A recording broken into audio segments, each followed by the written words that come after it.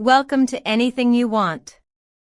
Before we begin, please like this video, subscribe to the channel, and if you can, press the join button to help us continue producing deep, original coverage.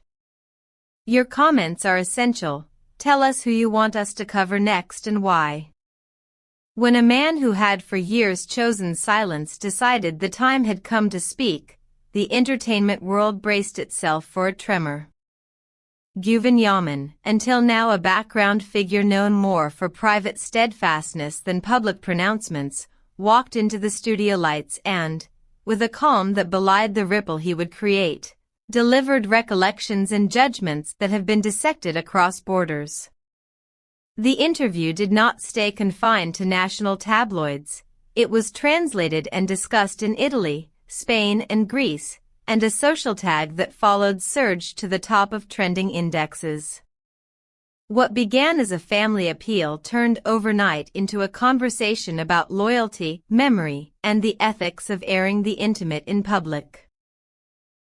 Yaman explained why he broke years of silence, not for spectacle, he claimed, but for protection.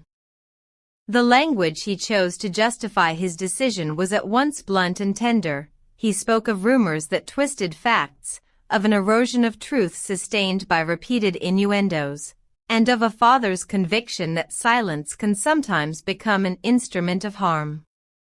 "I could not guard my son's life by doing nothing," he said. If silence lets people accept false stories, then silence is no longer a shield, it is a betrayal. With that premise he narrated incidents that he said demonstrated the depth of a relationship many had assumed was a closed chapter, acts of care, nights in hospital corridors, and a steady presence in the kind of domestic moments that rarely make it to magazine pages. At the center of his testimony, he portrayed Demet Özdemir not as a fleeting figure but as someone who belonged, in very practical ways, to the Yaman household. He recounted nights spent at a hospital where, he said, Demet remained vigilant while doctors worked and family members rested. Small, almost forensic details of patience and proximity became for him proof of devotion. These were not the theatrical gestures that dominate gossip columns, he insisted, but the slow, almost invisible ministrations that become concrete proof of tenderness. For Yaman, such recollections established Demet as more than a headline. She was, in his memory, akin to family. Such family testimony, however well-intentioned, carries its own perils.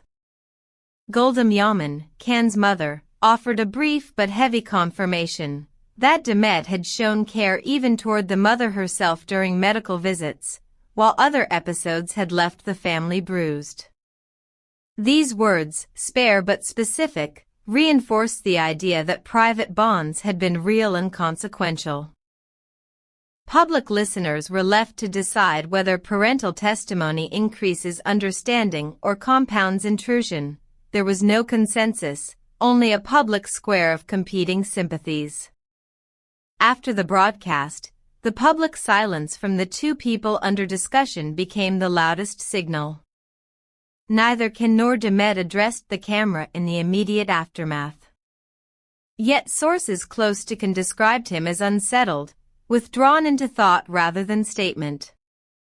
Friends of Demet, meanwhile, reported a fatigue laced with guarded resolve. She would not be the first to step forward, they suggested, but neither had she completely extinguished any feeling. Such ambivalence, "I will not make the first move," combined with a reluctance to sever connection, is the kind of emotional algebra tabloids enjoy translating into definitive narratives, but the truth is usually more complex and less televisable.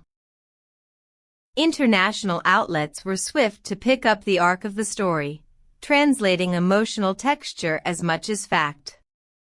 Spanish and Italian commentators framed the episode as another example of Mediterranean culture's particular entanglement of family honor and public persona, noting that when elders weigh in on romantic affairs, the conversation often reveals as much about social expectation as about the feelings at stake. Greek columnists pointed out how stories of celebrities can become mirrors for collective anxieties about privacy and performativity. The cross-border interest magnified the effect, converting a family disclosure into a broader cultural event. From a media strategy perspective, the Yaman family now faces multiple choices. A restrained path might involve a short, carefully worded family statement that asks for privacy and signals unity without divulging further detail. A more dramatic route could be to arrange an interview that allows Khan to present his perspective on his own terms, reclaiming narrative momentum. Each route carries risk. Quietude could be read as avoidance, while theatrical rebuttal can regenerate the cycle of headlines. Reputation managers will advise that timing matters. Addressing the issue too soon may inflame, and too late may appear evasive. For celebrities, narrative control is often a function of both content and cadence. Legal commentators were also consulted. While family recollections generally fall under protected speech, experts reminded viewers that public descriptions of third parties can, in rare instances, cross into harmful territory if they assert demonstrably false facts. That said, most analysis emphasized that the present episode is less about legal ramifications and more about relational repair. The capacity of the principals to reconcile discomfort and to reconstruct trust after private confidences have been rendered public. Medical and psychological professionals invited to comment suggested this could be a pivotal moment for Khan's inner life. When a parent emphasizes a formative relationship, it forces the adult child to reevaluate decisions made under pressure of career, pride, or youthful haste. One therapist remarked that a public reminder of past care can be both a gift and a burden. It may catalyze reconciliation, but it can also immobilize, making private emotions feel suddenly performative. For Khan, the task will be to translate parental insight into his own terms, whether that means apology, acknowledgement, or simply the quiet work of repairing what pride permitted to fray. Midway through this cycle, we ask you, our community, at anything you want, to weigh in. Do you think a parent has the right to speak on behalf of a child's romantic history if they believe it serves a protective purpose? Which angle would you like us to pursue next? A profile of the people involved, a roundtable with relationship experts, or an investigation into media ethics and the airing of private details? Tell us in the comments, hit like, and consider pressing join to directly support our investigative videos. If reconciliation is possible, it will require bravery from all sides, a willingness to set aside hardened positions, to accept responsibility where warranted, and to allow time for wounds to heal. The narrative practicalities, timing, venue, tone, will matter, but the deeper determinant will be whether the individuals involved prioritize repair over reputation. The world can only watch. The work of mending must happen away from microphones and lenses. As this story continues to unfold, it leaves an enduring question about the responsibilities we bear toward public figures, how to balance admiration and empathy with the knowledge that fame distorts both action and memory.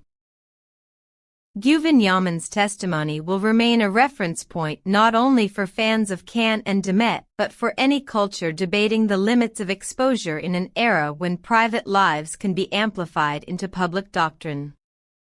Thank you for staying with anything you want through this long read.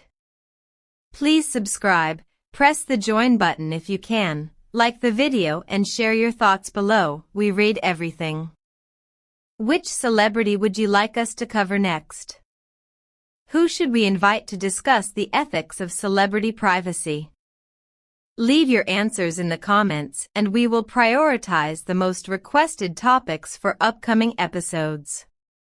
Until next time, keep watching, keep questioning, and keep supporting independent coverage from anything you want.